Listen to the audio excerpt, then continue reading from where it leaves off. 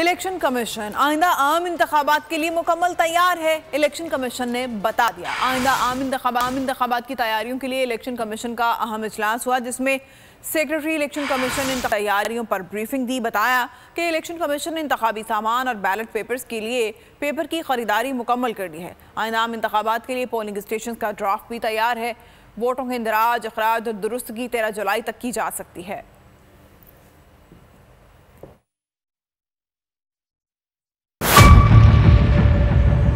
Mayor Karachi के इंतखाब की जंग, बोल ने फिर छोड़ दिया सबको पीछे।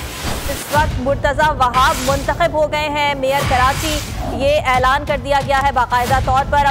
सहाफती रिवायत रखी बरकरार, बोल ने दिखाई सबसे बड़ी ट्रांसमिशन। और ये था मैंने आपको कहा कि नंबर गेम में जमात इस्लामी के पास नंबर पूरे नहीं है। लम्हा बलम्हा की सूरत हाल से किया बाखबर आवाम को।